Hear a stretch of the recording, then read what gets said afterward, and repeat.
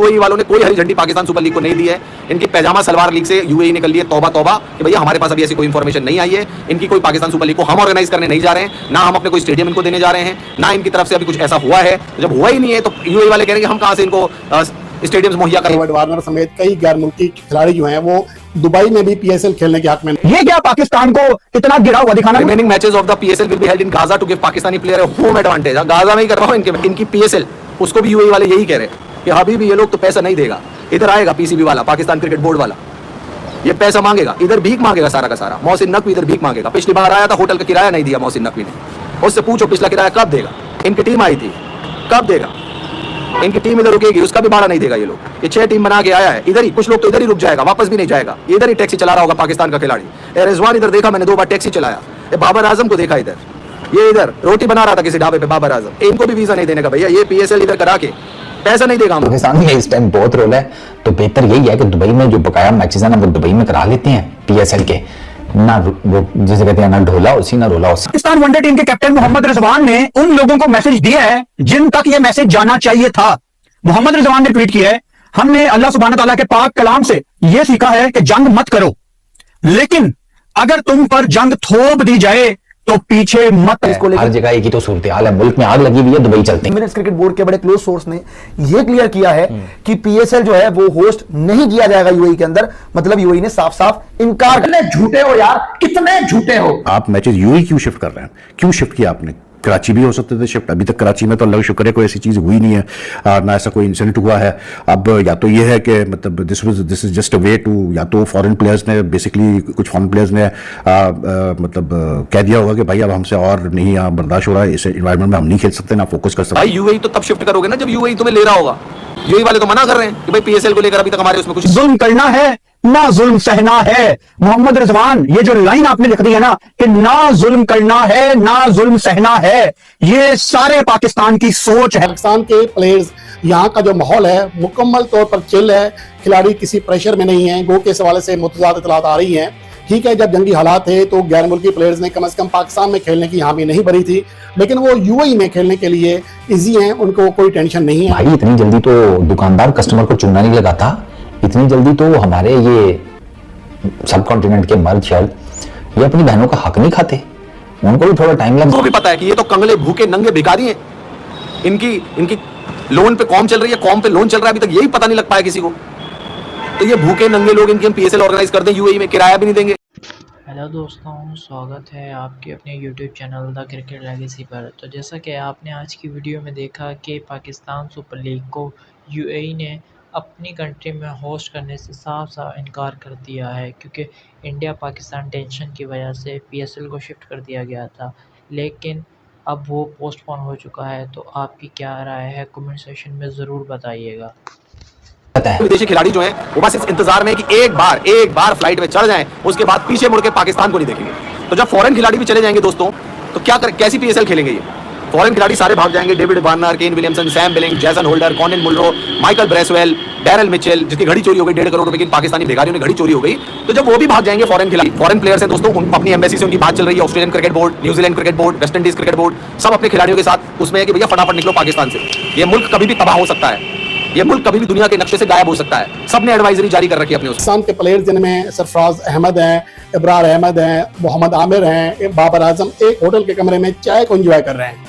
और जब पाकिस्तान और भारत के दरमियान कशीदगी होती है तो चाय की अहमियत इसलिए ज़्यादा है कि चाय का आपको पता है कि टी एच फैंटास्टिक का जो अभिनंदन का एक मशहूर एक मिसाल थी उसकी, वो हमेशा सामने आती है। मोहम्मद रिजवान ने बिल्कुल ठीक कहा है, हम मुसलमान हैं, हम ये चीजें चाहते नहीं है, लेकिन जब कोई तंग करेगा, जब कोई परेशान करेगा तो फिर उनको मिटाने का हुनर भी हमें आप। साहब क्रिकेट तो अपनी जगह के ऊपर है, लेकिन जो चल रहा है ना मीडिया और सोशल मीडिया के ऊपर ना, कोई नहीं पूछ रहा है पीएसएल को, सीधी सीधी बात है। और यूएई जैसी जगह कभी भी इन लोगों को जगह भी नहीं देगी, सीधी सीधी बात तो ये है। पाकिस्तान में तो कुछ बचे ही नहीं है, लाहौर तबाह हो चुका है, कराची तबाह हो चुका है, पिंडी क्रिकेट स्टेडियम भी तबाह हो चुका है, सुबह सुबह ताज़ा इतनी जल्दी तो अखबार नहीं आती जितनी जल्दी वो ड्रोन आया पड़ा हुआ था, तुम्हारे सामने ही है। तुमने कौन सा पाकिस्तान के प्लेयर्स यहाँ का जो माहौल है मुकम्मल तौर पर चिल है, खिलाड़ी किसी प्रेशर में नहीं है। गो के हवाले से मुतज़ाद इत्तलात आ रही हैं।